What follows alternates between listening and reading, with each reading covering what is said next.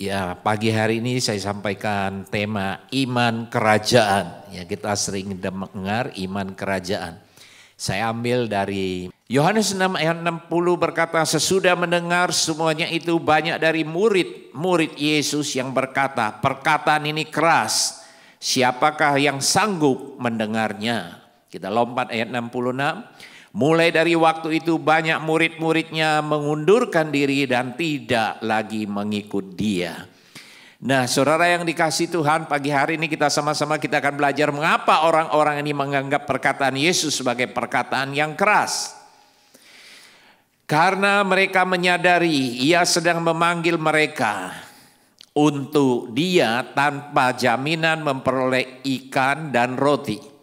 Nah, saudara, kisah ini setelah Yesus sudah memberi makan ya roti dan ikan, kita tahu kisah ini selanjutnya mereka yang datang mencari Yesus bukan melihat karena mujizat, tetapi mereka sungguh-sungguh ingin hanya mencari roti dan ikan itu kembali. Nah, di sini panggilan Yesus kepada mereka memanggil mereka untuk dipuaskan sebetulnya dengan dia dan dengan dia saja. Nah, saudara, memanggil mereka untuk mengikuti dia tanpa mengetahui hasil akhirnya, ya, terlebih dahulu puas untuk meninggalkan masa depan dalam tangannya. Sehingga daripada daripada orang yang dekat Yesus salah paham, sekali lagi di mana dikatakan seolah-olah Yesus mengambil roti dan ikan itu. Seolah-olah Yesus mengambil kembali, seolah-olah Yesus mengambil berkat yang sudah mereka pernah terima. Nah, di sini kalau kita lihat mereka hanya, saya ulangi yang sekali lagi, mencari ya roti dan ikan, bukan yang memberi berkat. Nah, artinya iman kerajaan, kita mengerti apapun keadaan kita, apapun situasi kita, kita harus memiliki iman kerajaan. Bahwa Allah tidak pernah meninggalkan kita, bahwa Allah tidak pernah membiarkan kita. Nah, untuk itu pagi hari ini saudara yang dikasihi Tuhan, sekali lagi saya mau menyampaikan kisah dari Sadrak, Mesak dan Abednego.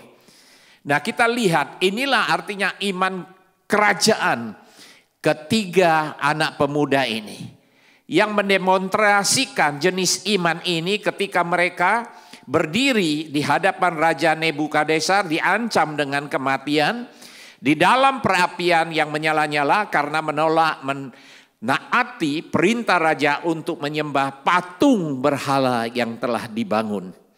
Nah, saudara yang dikasihi Tuhan, di sini kita lihat perintah seorang raja yang sombong itu menuntut untuk mengetahui Tuhan apa yang dapat menyelamatkan mereka di tangannya. Nah, sehingga kita lihat ketiga pemuda itu dengan punya iman yang teguh, iman yang kuat, ya. Sehingga apapun yang diperintahkan, apapun yang diancam oleh Raja Nebukadnezar, bahwa ketika seorang kalau tidak menyembah patung yang dibuat oleh raja ini, maka akan dihukum, ya, akan dibakar di dalam api. Nah, di dalam Daniel 3:16 kita akan baca ayat 16 sampai 18 berkata demikian. Lalu Sadrak, Mesak dan Abednego menjawab Raja Nebukadnezar, tidak ada gunanya kami memberi jawab kepadamu Tuanku dalam hal ini. 17, jika Allah kami yang kami puja sanggup melepaskan kami, maka ia akan melepaskan kami dari perapian yang menyala-nyala itu dan dari dalam tanganmu ya Raja. Tetapi seandainya tidak, saudara garis bawahi, tetapi seandainya pun tidak, hendaklah Tuanku mengetahui ya Raja, bahwa kami tidak memuja dewa Tuanku dan tidak akan menyembah patung emas yang Tuanku dirikan itu. Ini yang dinamakan, saudara yang dikasihi Tuhan, iman kerajaan. Sekalipun ditantang, diancam, akan dianiaya, bahkan dibakar, tapi ketiga pemuda ini tetap, saya katakan, imannya dengan kokoh, dengan kuat, tidak tergoncang. Sekalipun mati di dalam dapur api. Jadi pertanyaan, apakah sampai saat ini kita lihat masih ada iman kerajaan pemuda-pemuda seperti ketiga pemuda ini. Itulah iman kerajaan, iman yang mempercayai Tuhan, entah diberkati atau tidak, entah dibebaskan atau tidak, entah menyembuhkan atau tidak, tetap mengakui bahwa Yesus Kristus adalah Tuhan. Haleluya.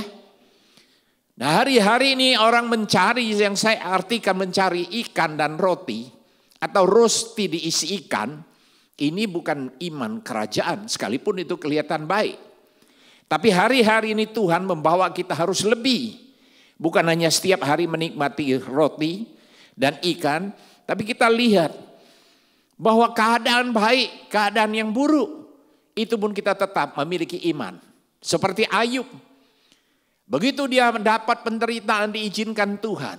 Ya, sakit, harta, semua keluarganya habis. Maka istrinya pun berkata, ya kan, tinggallah Tuhanmu itu dan kutukilah dia. Apa jawab Ayub? Apakah kita mau yang baik saja? Yang buruk kita tidak mau terima daripada Tuhan. Ini iman kerajaan seperti ketiga pemuda ini. Sekali ancam di dalam kematian, mereka tetap mengakui bahwa Yesus Kristus adalah Tuhan Allah bagi mereka. Haleluya. Nah, saudara yang dikasihi Tuhan, di dalam Daniel ketiga ayat 25, saya ajak saudara baca ayat 25. Sebenarnya saudara dikasihi Tuhan, topik ini pagi hari ini, ya jujur saya sudah persiapkan.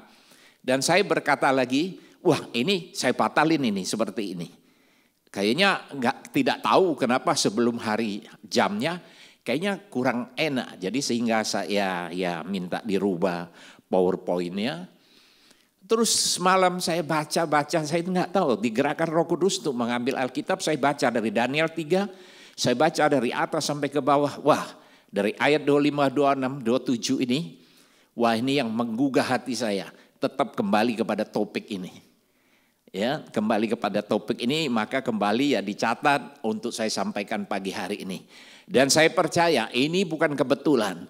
Berarti kalau kemarin saya batalkan semalam, ya kurang lebih jam 3-an saya baca 3 pagi. Tapi ini maunya Roh Kudus sampaikan tentang iman yang kuat. Nah, di sini di ayat 25 dikatakan, tetapi ada 4 orang kulihat, ini kata raja. Setelah mereka dimasukkan, kalau saudara baca, lihat pakai algojonya tentara yang kuat. Ketiga orang ini dimasukkan ke dalam api. Karena dia menjawab, sekalipun Tuhan kami tidak membebaskan kami, kami tidak akan menyembah patung yang dibuat Tuanku Raja. Nah, di dalam kisah ini kita lihat raja mendengar ini gemas, geram, makanya dia cepat masukkan ketiga pemuda ini. Tetapi ada 4 orang yang dilihat raja. Tetapi ada 4 kulihat berjalan-jalan dengan bebas di tengah-tengah api itu. Mereka tidak terluka. Dan yang keempat itu rupanya seperti anak dewa. Nah saudara, raja memasukkan ketiga orang pemuda. Tapi setelah dia lihat di dalam dapur api, kok ada orang 4. Yang anak yang keempat ini Tuhan, itu raja melihat, ini dikatakan seperti anak dewa. Nah karena orang belum mengenal Allah, orang yang belum mengenal Tuhan, dewa itu anggapan mereka yang paling tinggi. Tapi dibilang seperti anak dewa. Nah saudara yang dikasihi Tuhan, jadi pertanyaan, siapa keempat orang yang dilihat raja itu? Kita semua sudah mengerti kayak gitu, itu Tuhan Yesus. Ya, betul. Tapi yang kita pergi, atau itu Allah yang kita sembah. Maka terjadi keheran-heranan raja. Kok masuk 3 ada 4. Siapa satu itu? Nah saudara yang dikasihi Tuhan. Jadi yang keempat adalah Kristus yang telah datang menyertai 3 pemenangnya itu, yaitu putra 3 pemuda itu. Yang menderita, teraniaya dan membuat api menjadi satu tempat yang menyenangkan untuk berjalan-jalan. Ini saya catat seperti ini. Ketika mungkin Anda berkata hari-hari ini Anda di dalam kekelaman. Mungkin Anda hari-hari ini berkata saudara sudah jatuh di lembah yang paling di dalam. Tapi saya mau berkata, sedalam-dalamnya jurang, di situ ada dasarnya. Dimanapun saudara jatuh hari-hari ini dalam kedalaman, kalau di sana ada Tuhan, Anda aman. Haleluya. Jadi jangan kita menjadi orang Kristen yang cengeng. Ada masalah kita, ya sudah menangis.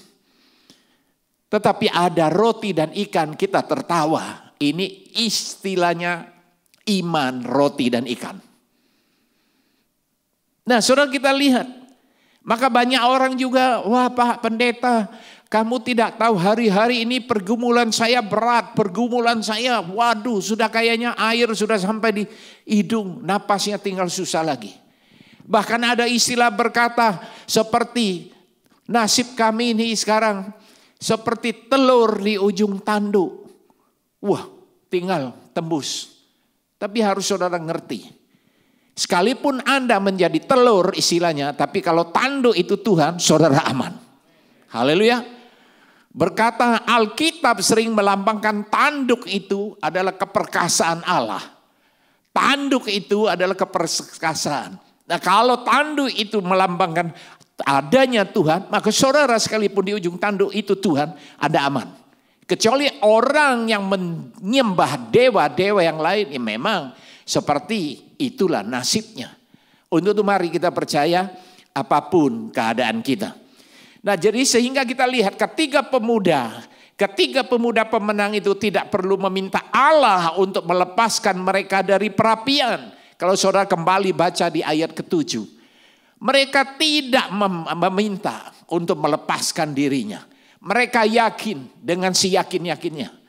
Dan dia berkata sekalipun Tuhan Allah kami tidak membebaskan kami tidak akan menyembah patung itu. Sekalipun apapun keadaannya saat ini, apapun di dalam kesulitan hari-hari ini, ketiga pemuda ini berkata iman kami tidak akan gugur. Apapun situasi kondisi hari-hari ini sebagai orang yang menyembah Allah, kami tidak akan menyembah dewa yang lain kecuali Allah di dalam Yesus Kristus Tuhan. Haleluya. Nah pagi hari ini kita harus belajar seperti ketiga anak ini. Kristus sebagai anak manusia dia bersyarat dan dia mampu dan dia bersimpati kepada umat Allah dalam segala hal. Nah ketika pemuda ini begitu jadi teguh imannya, maka dikatakan datanglah ia menjadi mitra mereka dan memelihara mereka dalam penderitaan. Melalui kehadirannya membuat tempat penderitaan mereka menjadi situasi, saudara dikasih Tuhan, yang menyenangkan. Jadi mereka itu berjalan-jalan di dalam api. Ketiga pemuda ini bukan merengek-rengek, ya. Dia memang di dapur api tidak ada mall. Kalau ada mall, saya percaya mereka tiga-tiga ini akan shopping. Jadi situasi api menjadi taman indah. Karena apa? Bersama Yesus. Haleluya. Maka Alkitab berkata bersama Yesus kita jadi umat pemenang. Bukan hanya lagu, bukan hanya bermazmur. Ya, itu janji Tuhan. Nah, saudara yang dikasihi Tuhan, kita lihat ayat yang ke-26. Lalu Nebukadnezar mendekati pintu perapian yang menyala-nyala itu. Berkatalah ia, Sadrak, Mesak dan Abednego, hamba-hamba Allah yang maha tinggi, keluarlah dan datanglah kemari. Lalu keluar Sadrak, Mesak dan Abednego dari api itu. Saudara Anda lihat. Ketiga orang ini membuktikan imannya yang tidak luntur. Imannya yang kokoh, yang kuat. Apa?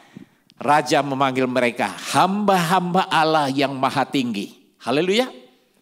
Hasil iman yang teguh, Raja langsung memanggil mereka. Hai hamba-hamba Allah yang maha tinggi. Haleluya. Ketiga orang ini tidak berkhotbah. Ketiga orang ini tidak bersaksi, ya bersaksi artinya wah saya hebat iman saya. Cukup tindakan perbuatan iman yang teguh. Sehingga raja itu dikatakan keluarlah, datanglah kemari. Lalu keluarlah Sadrak, Mesak dan Abednego dari api itu. Nah saudara disaksikan oleh siapa? Ayat 27 kita lihat. Dan para wakil raja, para penguasa, para bupati dan para menteri, raja datang berkumpul. Ya, kita lihat sini pembesar-pembesar raja.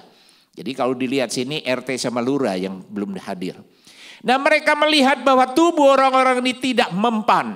Nah saudara, kita ngerti ya, tidak mempan. Nah ini yang saya baru semalam dapat. Saya lihat, wah tidak mempan.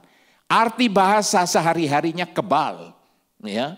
Tidak mempan dengan api. Tidak mempan oleh api itu. Bahwa rambut di kepala mereka tidak hangus. Saudara lihat. Alkitab berkata, satu helai rambut Anda pun kalau tidak diizinkan Tuhan, ya kan, tidak jatuh dari kepala saudara dan saya. Dan di sini kita lihat, inilah jaminan kebenaran firman Tuhan. Untuk itu saudara hati-hati dengan ucapan. Ya, ucapan dan perkataan. Makanya hebat, saya betul-betul, waduh kaget. Makanya saya ulang sekali lagi, wah ini kehendak Roh Kudus harus menyampaikan iman kerajaan ini. Sehingga dikatakan tidak hangus. Nah kembali, jubah mereka tidak berubah. Jubah mereka tidak berubah apa-apa. Bahkan bau kebakaran pun tidak ada pada mereka. Nah saudara yang dikasihi Tuhan. Dikatakan jubah mereka tidak berubah. Bahkan bau kebakaran pun tidak ada pada mereka. Ketika semalam saya baca ini, saudara yang kasih Tuhan, saya kaget. Saya pikir waktu istri saya sakit, ya sakit yang biasa-biasa, kanker stadium 3. Ya. Nah saudara yang dikasih Tuhan, kita lihat, Roh Kudus taruh di hati saya, bahwa katakan, setiap hari bangun tidur saya berkata kepada istri saya, yang sekalipun Tuhan izinkan kita masuk dapur api, bahwa keluar dari dapur api, baju kita tidak berbau asap. Saya pikir ini hanya ya satu kedaulatan Roh Kudus untuk saya menyampaikan. Saya pikir selama sering saya bersaksi menyampaikan hal ini tidak ada di dalam Alkitab. Nah semalam makanya saya baca ini saya kaget. Ya, bahkan bau berubah, bahkan bau kebakaran pun tidak ada pada mereka. Saya berkata kepada istri saya, sekalipun kita masuk dapur api, baju kita tidak akan berbau asap. Di sini saya ulangi sekali lagi. Bahkan bau kebakaran pun tidak ada pada mereka. Berarti tidak ada bau kegosongan. Ya kan? Nah, Roh Kudus saat itu mentaruh di dalam mulut, di dalam hati saya berkata tidak akan ada bau asap. Nah, iman dari sini, pengalaman kita bukan naik level, tapi lompatan iman kami sungguh ya diangkat oleh Tuhan. Nah saya bersaksi seperti itu. Sehingga ya istri saya waktu itu memang mengeluh, jujur kita secara manusia. Ada kemoterapi, setelah kemoterapi ya berapa kali radiasi, izinkan saya saksi sekali lagi ya. Tetapi di situ yang menderitanya justru memang radiasi. Radiasi itu sinar atom ya yang sangat kencang lasernya. Maka di dalam pintu itu aja saya lihat pintunya mungkin kurang lebih bisa sampai 5 cm tebalnya pintu besi.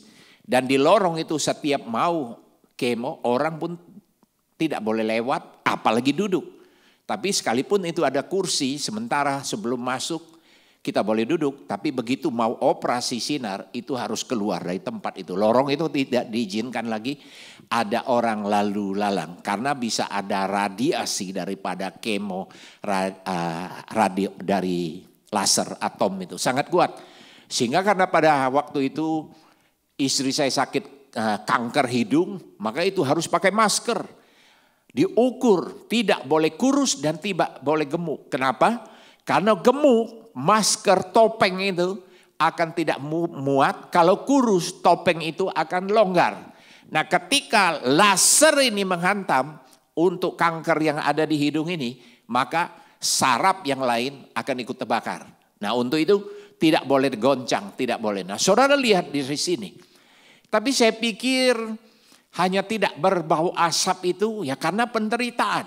Hanya kena api menderita, tidak. Tapi setelah 1 tahun saya bersaksi terus dengan perkataan nubuat. Dan dari sini saya dapat pengertian. Sekalipun Allah Roh Kudus berdaulat, Tuhan berdaulat memberikan kita bernubuatan. Maka sering Alkitab berkata, jangan ya meremehkan nubuatan. Tapi setiap nubuatan ya ada firman-Nya. Haleluya. Bukankah Alkitab mengajar kita, ujilah nubuatan itu dengan firman. Maka dikatakan di sini tidak ada bau bakaran. Sama dengan yang saya dapat, baju kita tidak berbau asap. Nah, saudara yang dikasihi Tuhan.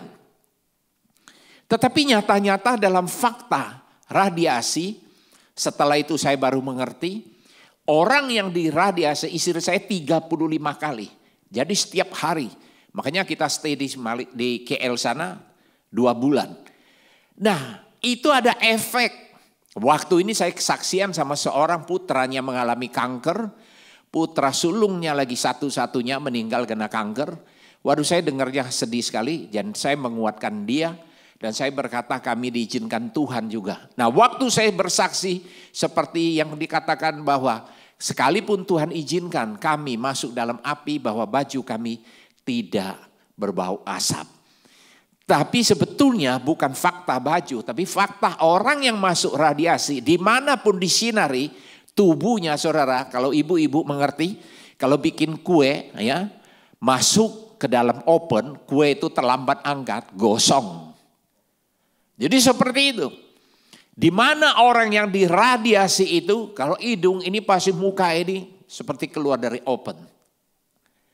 Makanya di situ Tuhan Roh Kudus berbicara. Waduh, saya baru mengerti. Jadi ini bukan sekedar masuk dapur api dan tidak masuk api. Betul-betul gosong. Nah, saudara, selesai 35 kali diradiasi, ya, hidung dari muka istri saya tidak terbakar. Ini yang dimaksud setiap hari saya sampaikan nubuatan bahwa baju kita tidak akan bau asap.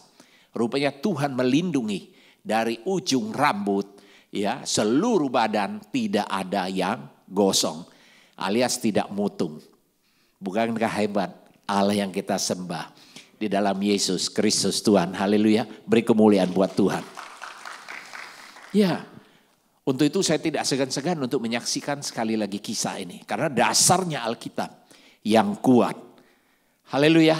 Nah, untuk itu sekali lagi iman kerajaan, saudara yang dikasihi Tuhan, mempercayai Kristus tidak peduli apapun yang terjadi. Karena iman kita mengetahui bahwa ia memiliki firman yang hidup dan yang kekal. Haleluya.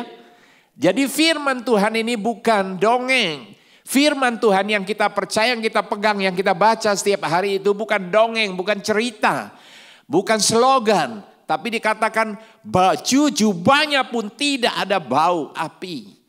Yang Tuhan ajarkan, saya berkata baju kita tidak berbau asap. Wah, luar biasa saudara. Saudara, untuk itu saya percaya ketika kita mendengar tentang kisah ini, supaya iman kita yang loyo, mungkin yang sudah mulai padam, ada masalah bangkit. Bahwa sekalipun saudara apapun masalahmu saat ini, Tuhan ada di samping saudara. Untuk itu kemarin kita memperingati kenaikan Yesus ke surga. Maka Yesus berkata sebelum naik ke surga, lebih baik aku pergi. Kalau aku tidak pergi, Roh Kudus tidak akan turun. Dan hari-hari ini saudara dikasih Tuhan, Roh Kudus yang senantiasa menyertai. Roh Kudus yang Yesus tadi duduk di sebelah kanan Allah Bapa, tetapi Roh Kudus turun, dia menjadi penolong, dia menjadi penghibur, dia menjadi pengacara buat saudara. Saudara tahu kalau pengacara hari-hari di dalam dunia hukum membela kita, mendampingin kita. Roh Kudus kira-kira seperti itu. Di mana saudara ada mengandalkan dia, dia akan mendampingin saudara. Bahkan dia akan menjadi pembela saudara dan saya. Haleluya. Bangkit iman kita. Ya, nah hari-hari ini juga kita harus mengucap syukur, terima kasih. 2 tahun kita mengalami COVID. Kalau hari-hari ini kita sehat kuat, bukan karena gagah kuat kita, tapi karena ada pertolongan, ada penyertaan daripada Roh Kudus, sehingga semua daripada kita pagi hari ini luput daripada penyakit penular ini yang dahsyat, yang menakutkan. Haleluya. Nah, saudara kita lihat, nah dan telah kita menemukan saudara di dalam Alkitab mencatat kebenaran yang sama yang ditunjukkan oleh Raja Daud yang menulis di dalam Mazmur 63 ayat 4 berkata, Sebab kasih setiamu lebih baik daripada hidup, bibirku akan memegahkan engkau. Nah saudara, sehingga Mazmur 63 ayat ini menjadi lagu. Ya, saya ulangi sekali lagi. Sebab kasihmu lebih baik daripada hidup, bibirku akan memegahkan engkau. Ini yang sudah dialami Daud. Ya, di dalam kerajaan Tuhan, ketika kita tidak tahu apa yang harus dilakukan, percayalah kepada Tuhan. Jangan lari daripada Tuhan. Nah, sehingga lagu ini cantik sekali. Mari kita naikkan. Kasih setiamu lebih daripada hidup. Ya, sebagai penutup, sebelum kita masuk dalam perjamuan kudus.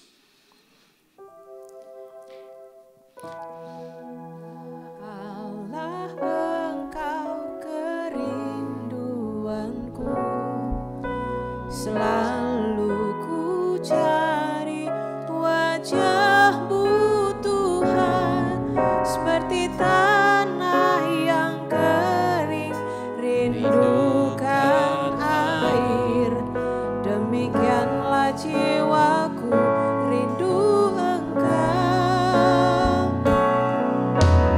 Ku memandang-Mu di tempat kudus, dan ku melihat kemuliaan-Mu. Ku berdiam di bawah naungan sayap-Mu, dan ku dapati kekuatan baru. Sebab kasih setiamu lebih dari hidup, kebaikan-Mu melimpah atasku. Jiwaku melekat kepadamu Tuhan, betapa ku